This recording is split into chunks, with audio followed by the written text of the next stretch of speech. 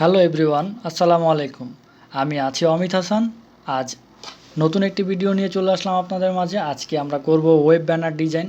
একটা web banner design কিভাবে করতে হয়। তো আমাদের ওয়েব ব্যানার ডিজাইন আপনারা দেখতে পাচ্ছেন যে এই যে ভিডিও স্ক্রিনের সামনে যে একটা ওয়েব ব্যানার ডিজাইন আছে। আজকে আমরা এই ডিজাইনটা করব। সম্পূর্ণ ভিডিওটা দেখবেন, আমাদের পাশেই থাকবেন এবং কিভাবে কি টুলস ব্যবহার করতেছি সব কিছু ইন ডিটেলস আমি আপনাদের বলার চেষ্টা করব। কিভাবে তৈরি করছি এটাও বলার চেষ্টা করব। বিগিনার যারা আছেন তারা তো খুব ভালো মতো দেখবেন এটা কোন কোন টুলস দিয়ে কিভাবে কোন শেপ ক্রিয়েট করা হয়েছে বা কি কি করা হয়েছে সব ডিটেলস এখানে আমি বলে দেওয়ার চেষ্টা করব।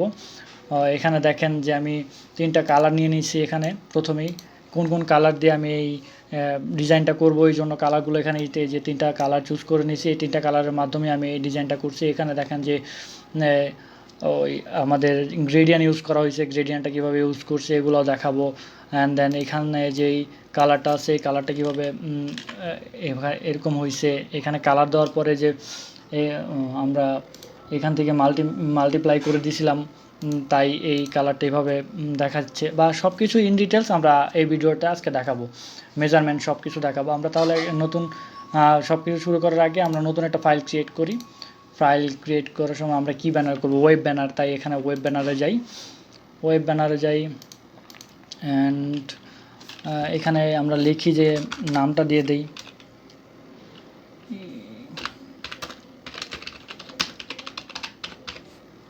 ওয়েব ব্যানার ডিজাইন অ্যান্ড পিক্সেলে রাখবো, এটা পিক্সেলেই আছে। অ্যান্ড এখানে আমরা সাইজটা দেই 800, উইথ 800 দেই আর হাইট দেই আমরা 300।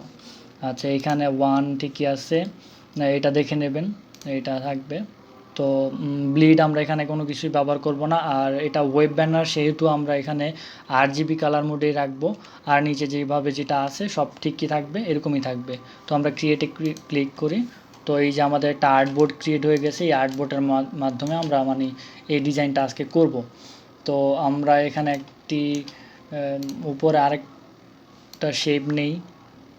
শেপ নেওয়ার সময় এই যে স্টেপ কালারটা অফ করে দেবো, আমরা অফ করে রাখবো শেপ নেওয়ার জন্য। এটা বোঝানোর জন্য আমি একটা কালার আপাতত এখান থেকে পিক করে নিই। এই যে এখানে একটা শেপ নিলাম।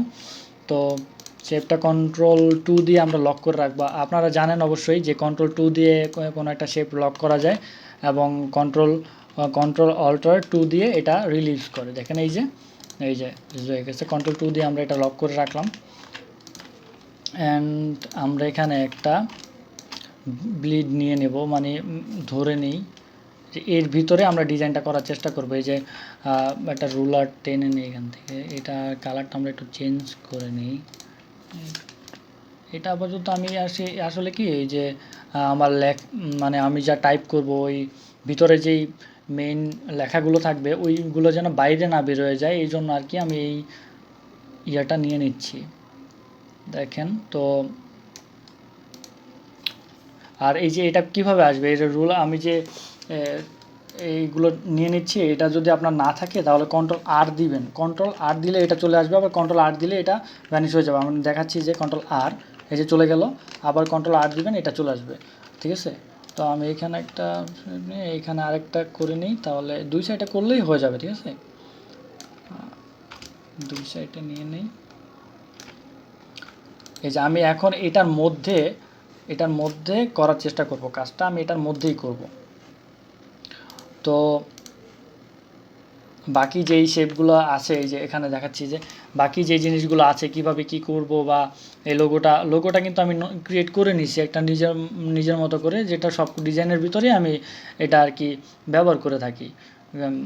তো আর এই কালারগুলাও আগে থেকে বলছিলাম যে এই কালারগুলো আমি কিভাবে মানে কালার ডিজাইন করার আগেই আমি এই কালারগুলো চুজ করে রাখছি যে এই কালারগুলো দিয়ে আমি ডিজাইনগুলো করব। আর আমার ভিডিওতে আরেকটা কথা বলে রাখি যে আমার ভিডিওতে আমি নতুন, দেখতেই পাচ্ছেন আমার চ্যানেল। তো আপনাদের সাথে আমি ডিজাইন কিভাবে করে এগুলো সব শেয়ার করার চেষ্টা করতেছি। আপনারা আমার এই ভিডিও দেখে অবশ্যই ভালো কিছু শেখার চেষ্টা করবেন। আমি আপনাদের কিছু শেখাতে চাই। তো আপনারা আমার ভিডিও যদি ভালো লেগে থাকে লাইক করবেন, কমেন্ট করে আমাকে জানাবেন যে কোনো প্রবলেম থাকলে আমাকে জানাবেন, ওই প্রবলেমগুলো আমি সলভ করে দেবো।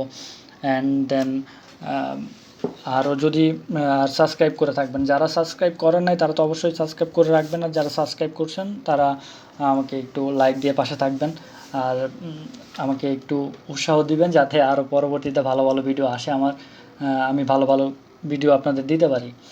অ্যান্ড আমরা চলে যাই তাহলে আজকে আমরা কি কি করব বা কীভাবে কী করতেছি এই ডিজাইনটা এখানে আমরা সব ইন ডিটেলস আমরা বলে দেওয়ার চেষ্টা করব। থ্যাংক ইউ, আপনারা দেখতে থাকেন যে আমি কীভাবে ডিজাইনটা করি।